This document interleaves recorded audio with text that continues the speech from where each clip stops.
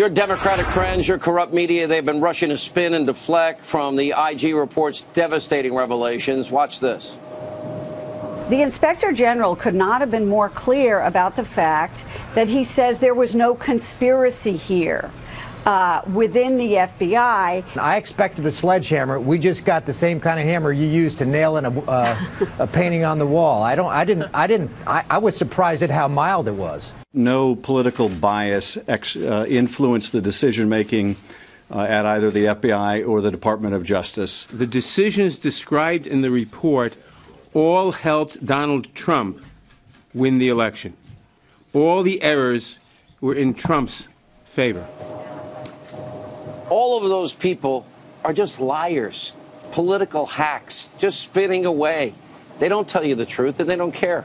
Joining us now with reaction, Fox News national security analyst Dr. Sebastian Gorka, Fox News contributor Jason Chaffetz. Dr. Gorka, we'll start with you. Your reaction to all this?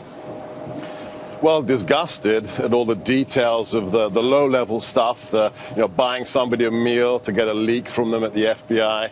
But at the end of the day, it's a 560-page cover-up.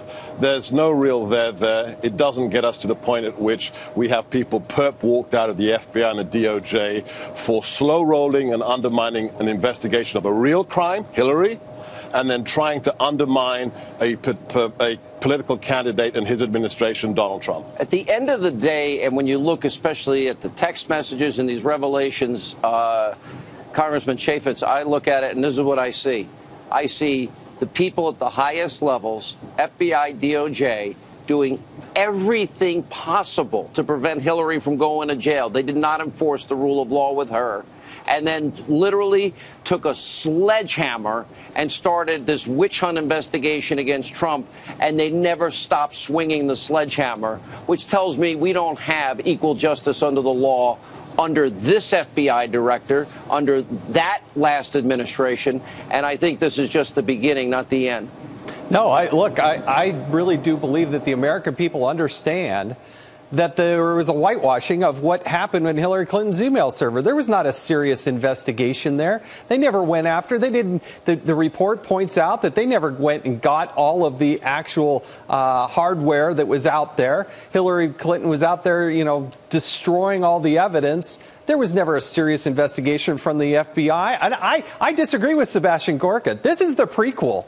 You got to understand that the IG also has an investigation going into what's going on with the FISA abuse allegations in the Russia investigation. But Congressman, I don't want to go there. Here's the problem. Hillary Clinton should have been in jail. If they treated her like Kristen Saucier, she would have been indicted.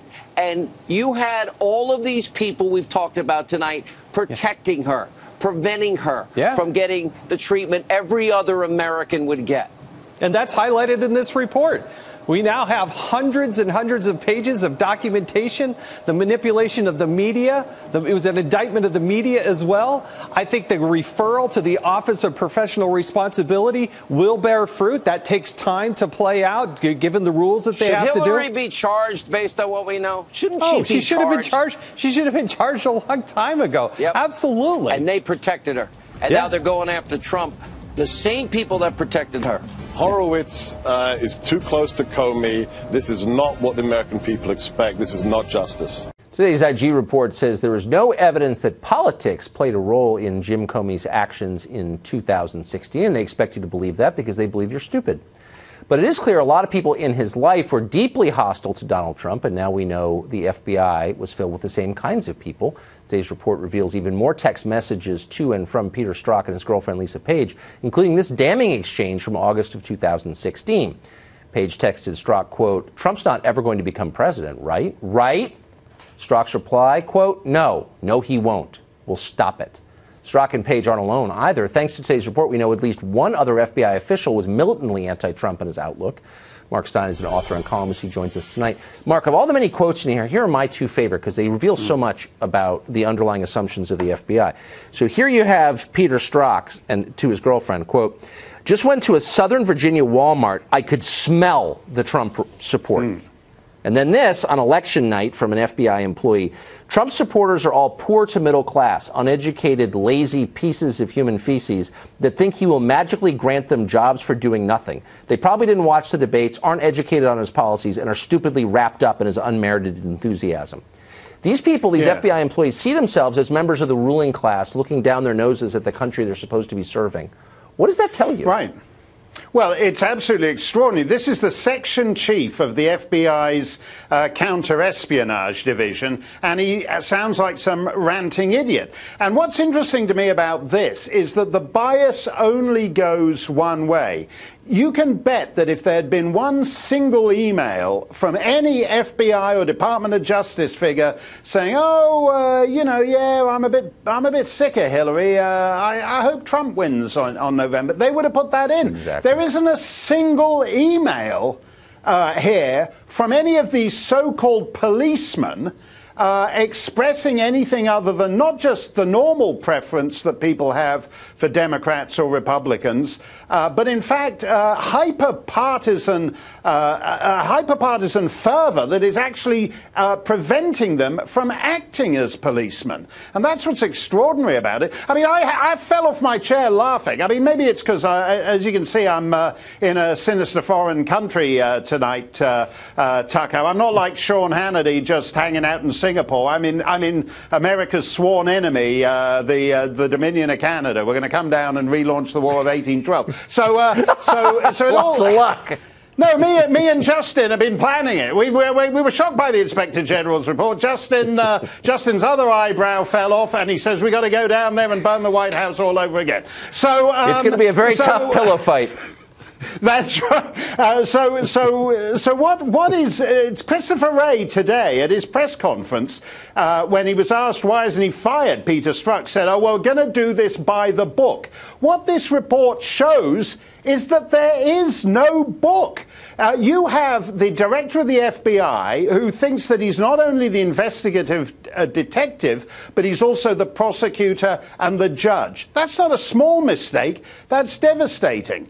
You have people like Strzok who are investigating a crime, the crime of doing government work on personal email servers, and even as they're investigating that, they're doing government work on email servers. You have the most lavishly funded police agency in the world, and the director is the only guy in Washington who doesn't know that Anthony Weiner is married to Huma Abedin. That's absolutely extraordinary. The reason he sits on the Anthony Weiner pedophile laptop for a month is that I had no idea she was married to Huma Abedin. Is this widely known? Is it in the papers?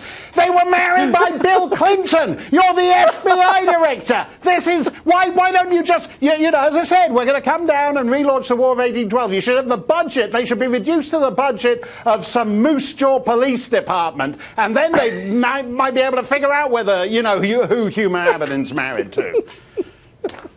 The great Mark Steyn, improved even by your presence in Canada. You're helping that country just by being there. Mark Steyn, great to see you. Thanks a lot, Tucker. Thank you. Continuing coverage of the IG report out today. Well, despite a number of explosive revelations, some lawmakers are still suggesting that parts may have been redacted. Joining me now to give us exclusive reaction is House Intel Chair Devin Nunes. Congressman, this is what we've all been waiting for. On this matter, on the Hillary email matter, your initial reaction? The first thing I can think of is there was information that we got today at 11 o'clock, 12 o'clock, that actually Chairman Gowdy had to call and tell me what it was. Text messages that we had been asking for since late last year. Now, these are text messages that clearly were pertinent to our investigation into FISA abuse and the Russia investigation, whether or not there was collusion. These are emails or text messages that somebody held from us. So every day that goes by, there is a new example of obstruction of a congressional investigation. So I want to read to you an exchange between Lisa Page and Peter Strzok, the star-crossed lovers. She basically said, she was, we're worried. Donald Trump's not going to get elected, right? And he answers, basically, don't worry. We'll stop it. No, we'll stop it. Right. What does that tell you? Well, what's the worse, lead investigator. that's the lead bad investigator. Okay, he was the lead investigator on the Clinton email case. He's the lead investigator that starts off the counterintelligence investigation using our intelligence agencies to go after and target the Trump campaign. This is the guy who leads that off. But worse than all that, and I just want to repeat what I said in the opening. Why wasn't that given to Congress? Why did I find out about that today at noon? I mean, this is a classic case of obstruction. But then the question is, who's going to go investigate these guys? I mean, we're going to come out, we're going to be very transparent with the American people. We're ultimately going to get all the documents that we want.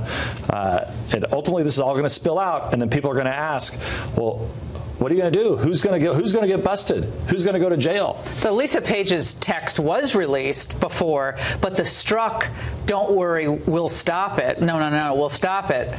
Right. That came today. And how could that have possibly been redacted? And that's the problem. They keep blacking things out across the board, not giving us documents that at the end of the day always end up being very pertinent to our investigation. The IG wrote the following in one part of the report. Under these circumstances, we did not have confidence that Strzok's decision to prioritize the Russia investigation over the following up on the mid-year related investigative lead discovered on the Wiener laptop was free from bias. So the IG cannot confidently state that decision was not free from bias. But they're all dining out on the fact on the left, well, there was no political bias on the part of Comey that was found. So they're trying to really downplay it. Yeah, and let me tell you what we know about that at the time. So we actually had, and I've never actually said this before, because we had whistleblowers, but we couldn't really use the information. But now that it's in the IG report, we can.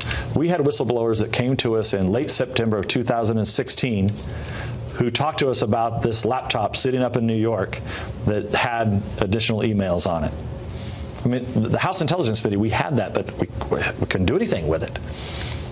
When was that again? In 2016. What do you know when exactly? I think it was late September.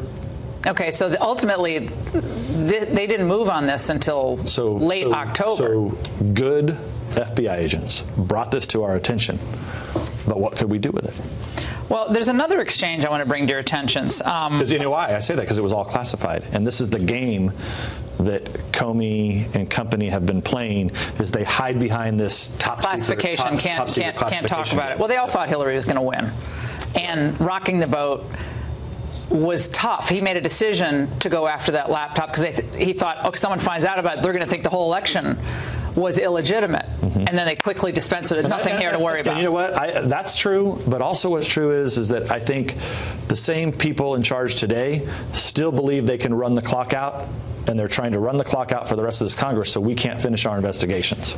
Are there still people in the FBI today who believe they operate by a different set of rules?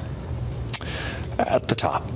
At the top, I think that is still true. I mean, we heard some great words today from Christopher Wray, the new director. But I will tell you, it's a little bit frustrating because we've had these very conversations with him many months ago where we said, look, you're not responsible for any of this. You need to clean this up, and we'll support you in cleaning this up. But yet, here it is. Today, we get this text message at noon today, one that's absolutely pertinent to our investigation. Now, maybe they have a good excuse for it, but the problem with it is if they didn't give it to us, it's a problem. But if they didn't know about it, it's an even bigger problem because who was obstructing the investigation? All right, there's some other things we got to get to. There's another exchange. FBI attorney sent number 2. They don't identify who this is. And I think it's important to know who this is. For some reason, we can't get the person's name. FBI attorney number 2 sent an instant message to FBI attorney number 1 commenting on the amount of money the subject of an FBI investigation had been paid while working on the Trump campaign. Someone they were looking at, how much they get paid. FBI attorney 1 says, is it making you rethink your commitment to the Trump administration? FBI attorney number 2 says, hell no, vive la résistance. Yeah, it's awful. It's awful. I mean, the resistance to Trump winning is apparently, I mean, for all we know, still working at the FBI. So and they're blowing this off on other networks saying this isn't important? Well, now there's 5. I think there's 5 now. The IG report, I think, and I have to get through it all, but there's 5 people who have been kicked off the campaign, right? So if there's 5 people who have been kicked off the campaign, or I mean off the Mueller team, how is it possible that if you look at the rest of the people that are there, I mean, they were all Clinton donors. So, I don't know how this is going to end up fairly. I don't know where this is Should going. we learn the names of these attorneys who are sending these messages? We're part of the resistance? I don't know why. Unless they're an undercover agent. An attorney. They're identified as attorneys. Then it should not be classified name, no. Unless they're working undercover, then it should not be classified. We also have. This is the type of stuff that always happens. So now I know how you feel, because I feel like it's happening to the whole country now. So there was another issue involving the employees, FBI employees, at every level of the organization. This is from the report. With no official reason to be in contact with the media, who were nevertheless in frequent contact with reporters. The large number of FBI employees who were in contact with journalists during this time period impacted our ability to identify the sources of leaks. We also found out, of course, they were getting benefits from journalists, getting perks, getting tickets, getting meals. They've been leaking like crazy. But the problem with it is the IG report discovered that this happened a couple years ago. But don't forget the leak that just occurred last week, where at midnight the Department of Justice sends out this that Devin Nunes and Paul Ryan had a chance to read documents and they didn't read them. I mean, remember that? That was a leak in the middle of the night, a midnight kind of press release, so that we would wake up in the morning and have to answer all this new narrative that they're creating, that Republicans ask for documents and don't read them. I mean, this is what we're dealing with. So it's not as if the leaks have actually stopped. Now they're just doing it. It's the FBI people that were leaking. Now it's just like at the top level of the Department of Justice that's leaking. There was a few people in the media today, more than a few, downplaying all of this. I want to play for you a little short montage. Let's watch. I expected a sledgehammer. We just got the same kind of hammer you use to nail in a painting on the wall. I was surprised at how mild it was. If you look at this assault on the FBI that has taken place over the last year and a half, that has been the clarion call of some of the opposition, saying that these are crooks, they're corrupt, they tried to throw an election. This report does not say that. Congressman. Well, if you look at the one gentleman on there, I mean, that's a guy that's one of Comey's buddies. He was working at the FBI. I mean, look, this is a lot of these agencies, or a lot of the other networks have just hired all these former FBI and DOJ and Clinton people and Obama people. I mean, that's just what this is. Yeah, Josh Campbell, old buddy of Comey. So nothing there to see. This is all good. Congressman, you still have a lot more to get to with the Russia investigation, and you'll still be going after these documents. We're almost there. We're almost there. But there's a reason why they've been hiding these documents for 2 months. And this report is probably very similar to what you found in the IG report. Thank you so much. Appreciate you coming in tonight. Anytime. Thank you. Joining us now are two men who have been unfairly targeted by investigators, tangled up in that mess. Informal presidential advisor Roger Stone, author of the new book, Stone's Rules, How to Win at Politics, Business and Style, and filmmaker Dinesh D'Souza, whose new movie, Death of a Nation, Can We Save America a Second Time, comes out August 3rd. Looking forward to that. Both of you, it's great to have you both on tonight. So, Dinesh, let's start with you. Whether it's the New York State Attorney General's office going after the Trump Foundation that gave away $19 million with no overhead, no administrative costs, which a lot of wealthy people do. They set up their own private foundations and then donate the money from there. Whether that or what we find out about the bias of Peter Strzok and the merry band of prosecutors at the IG's from the IG's report, what's your takeaway tonight? What should the American people be thinking? I think the American people, like me, are arriving at the dismaying realization that in America today, there are quite a few criminals with badges. Now, growing up as I did in India, we had a lot of corruption, and we knew that there were criminals on the street and there were criminals with badges. And the criminals with badges are more dangerous because they don't just violate the law, they corrupt the law. They exploit the neutrality that you expect of them. They pervert the democratic process, as Peter Strzok tried to do, by essentially rigging. I mean, think about this. This is unprecedented. The FBI attempting to, in a sense, shape the outcome of a democratic election. So these are terrible things happening now in America. And I think the American people realize that something needs to be done about them. And it's not enough to know about them. Some action needs to be taken. But it's like you're operating in an alternative universe if you watch any of the other networks tonight. It's No big deal. Let's move on to Stormy Daniels. Roger, I have to read part of this report. A lot of stuff not being covered at all, again, by other media outlets. This is a quote from the report, November 9th, 2016, a text message from an FBI unidentified employee. This is day after the election. All the people who were initially voting for her, Mrs. Clinton, would not and were not swayed by the decision the FBI put out. In other words, I think the late Weiner emails. Trump's supporters were all poor to middle class, uneducated, lazy POS that think he will magically grant them jobs for doing nothing. They probably didn't watch the debates, aren't fully educated on his policies, and are stupidly wrapped up in his unmerited enthusiasm.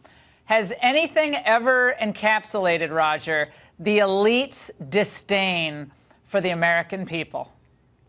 No, and I think when we get to the bottom of it, we're going to find out that at the end of the day, the Obama Justice Department, the Obama FBI, used the authority and the capability of the state and a bogus dossier to conduct surveillance on the Republican candidate for president and to infiltrate his campaign with spies. So FBI Director Wray today says, well, we respect the congressional oversight, at the same time refusing to hand over any information regarding that very FBI infiltration of the Trump campaign. Dinesh, magically, Jim Comey already has written an op-ed for the New York Times. Okay, it comes out. It's already written. It's published today. I'm just going to share a small part of it. He said this independent assessment will be useful to thoughtful people and an important contribution to the historical record. Its detailed report should serve to both protect and build the reservoir of trust and credibility necessary for the DOJ and the FBI to remain strong and independent. Wild. The man has learned Zippo, Dinesh. Well, you also see the collusion between the deep state operating behind closed doors and organs like the New York Times, which time these kinds of counterpoints to immediately try to diffuse the impact of the IG report. What I want to know here, Roger mentioned this notion of getting to the bottom of it. The tremendous kind of glee and sense of immunity with which these agents at the high level are operating suggests to me that they would not do it without someone giving the order. I mean, there's that question from The Godfather, who gave the order? And, you know, Lord, the old phrase, cui bono, who benefits is a good way to try to guess who gave the order. Now, Hillary benefits, but Hillary clearly couldn't have given the order. She was Secretary of State, and then she was out of the government. Obama, on the other hand, very much did not want Trump to win. He knew that Trump would try to erase his legacy. It would be very embarrassing for him to be succeeded by Trump. I wonder if Obama is the one who gave the order. Well, Roger, we have some emails to that effect. Final thoughts. We already found out that the president lied when he said he found out about Hillary's private email server when everybody else did. Now we find out he's one of the 13 people she communicated with on the private server with using that private email account. So he lied about that. When you add to the fact that Peter Strzok says in one of his text messages the president wants to know everything, the question's very clear. What did the president know, and when did he know it? He needs to answer that question. I think he needs to answer it under oath to the Congress. Well, he's going to be going out on the campaign trails. Apparently, he's the only person who can win elections for the Democrats. So he's going to be fanning out this election season. Thank you both. Phenomenal analysis, as always, from both of you. Today's report reveals, as we just said, that if James Comey, no matter what you think of his politics, repeatedly and demonstrably broke protocol and engaged in insubordinate behavior. Tom Fitton is the president of Judicial Watch, and he joins us tonight. Tom, you make a living filing requests, FOIA requests for government documents. You have a sharp eye for what's been deleted from documents. Are you confident these 500-odd pages are the whole story of the investigation into the Clinton email scandal? Well, it's the beginning of the story in the least, because obviously there's this connection between Peter Strzok, the Clinton emails, and the Russia investigation, which is yet to be analyzed by the IG. Look, Judicial Watch uncovered the Clinton email scandal, so it's upsetting to see documented evidence of the FBI and DOJ bending over backwards to protect Hillary Clinton and deferring to her on virtually every issue and deciding early on not to prosecute her. and just go through the motions of an investigation, despite all the evidence that we had uncovered that she knew what she was doing was inappropriate, she was warned by her national security team and her security team not to do it, and that she did it to avoid disclosure and accountability, all of which goes to the heart of guilt in terms of trying to figure out what her intent was for mishandling classified information and other government documents. It's incredible. I think your viewers need to look at the report themselves. Don't trust the media analysis of it, because the documentation shows a Justice Department that was desperate to protect Hillary Clinton, while at the same time, as these texts indicate, was gearing up to go after Donald Trump at the very same time. So when you compare and contrast what happened with Mrs. Clinton with what was going on with Hillary, with President Trump, or then candidate Trump, these same people were working with the Clinton campaign vendor Fusion GPS to target and spy on the man. That's an excellent point. We're leading with the subjective analysis, but the data are in this report and worth reading. Thank you. Tom Fitton, good to see you.